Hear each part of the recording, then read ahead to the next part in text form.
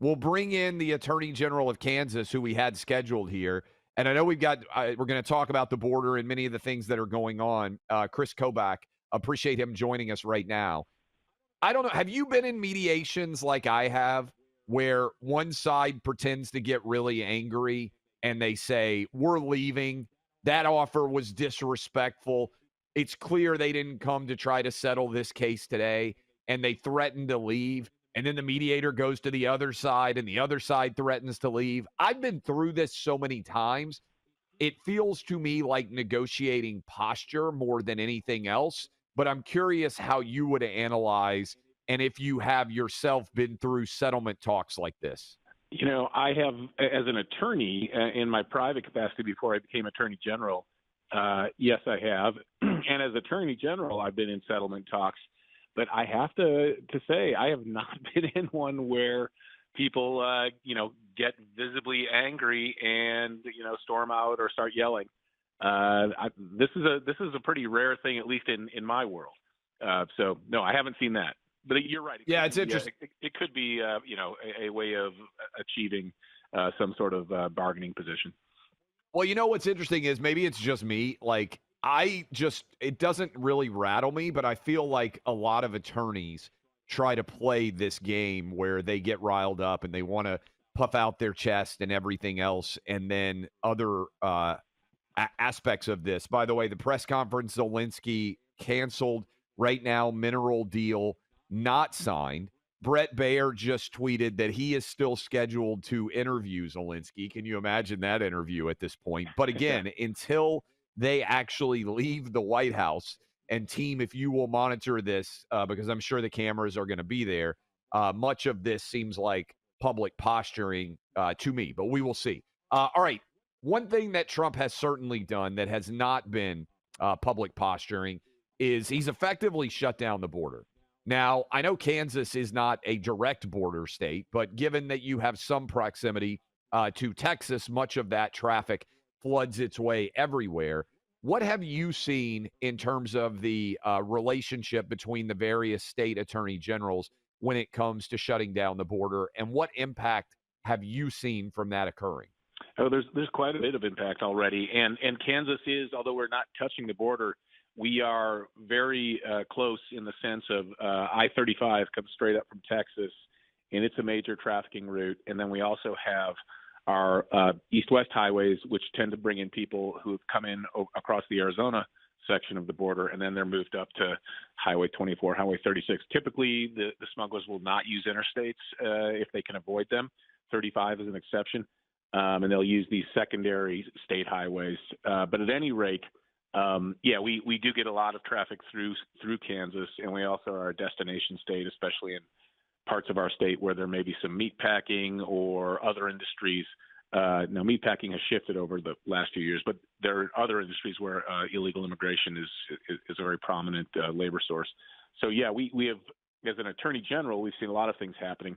So step back a few months, right before President Trump was elected and took office, we were suing the Biden administration in case after case after case because the Biden administration was breaking the law.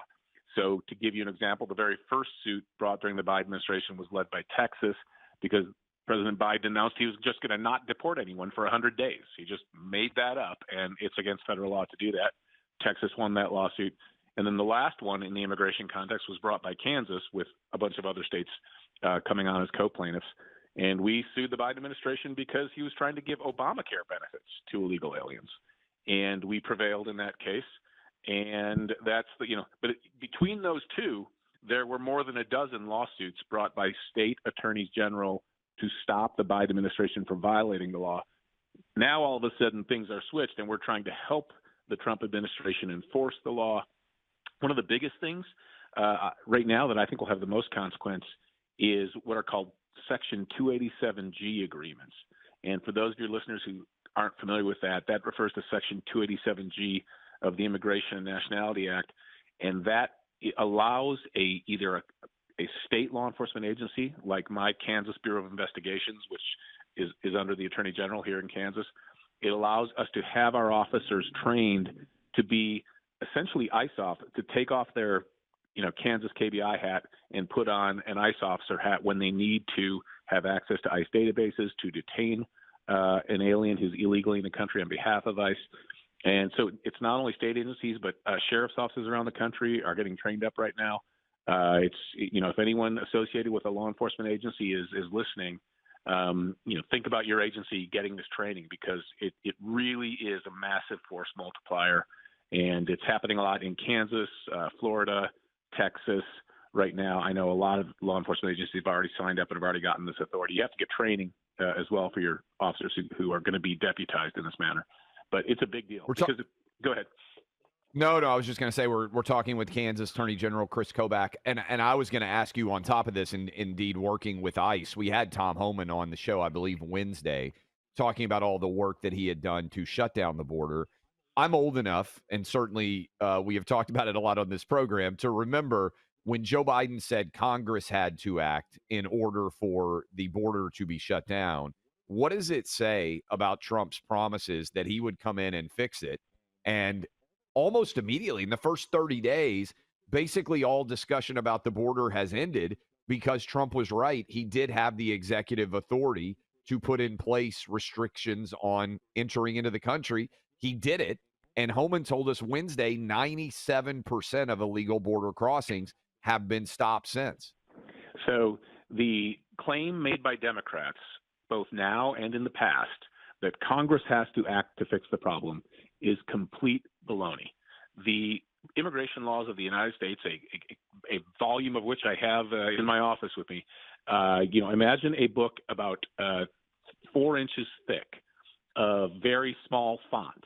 We have incredibly detailed immigration laws and immigration regulations under that already make illegal just about everything the illegal aliens are doing.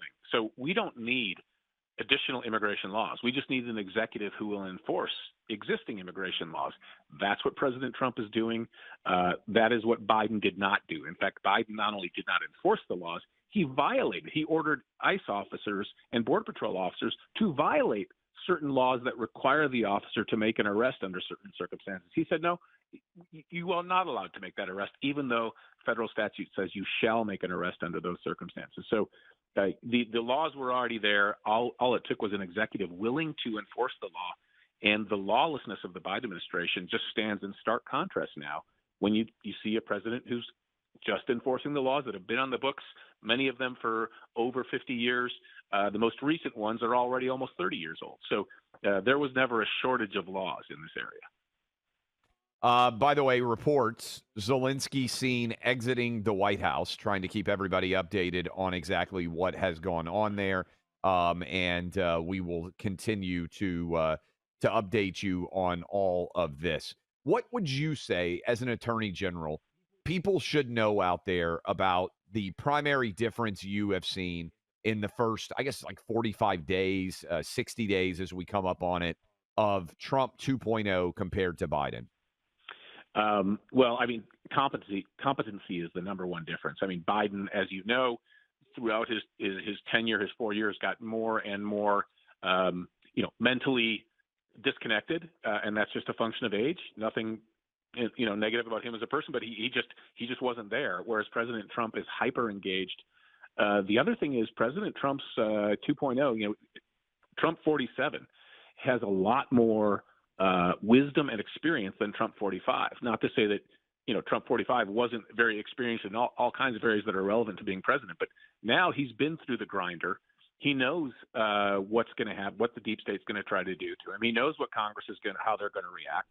And so coming in this second term, he's been extremely effective. I mean, the pace at which he was issuing executive orders and the quality of the orders are very detailed. And I'm, as an attorney, I'm looking at it just yesterday.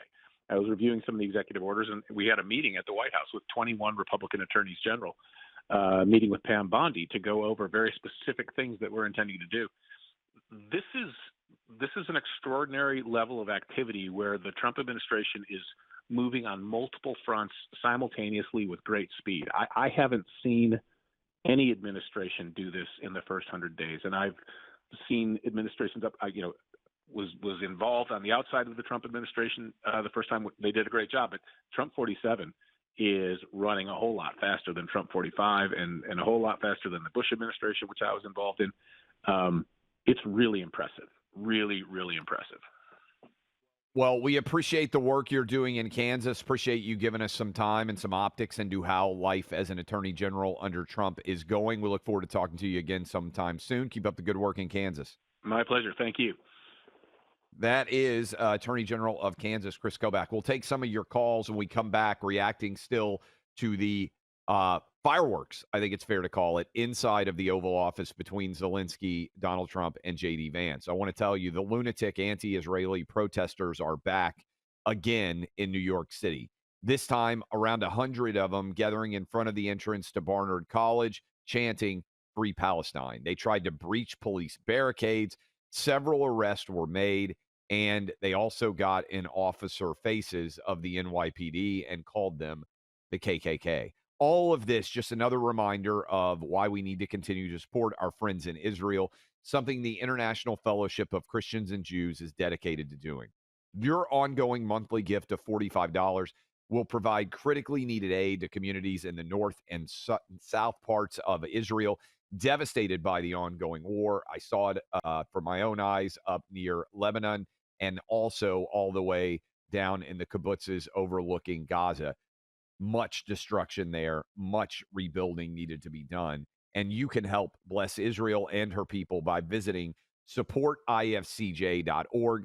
That's one word, supportifcj.org. You can also call 888-488-IFCJ. That's 888-488-IFCJ.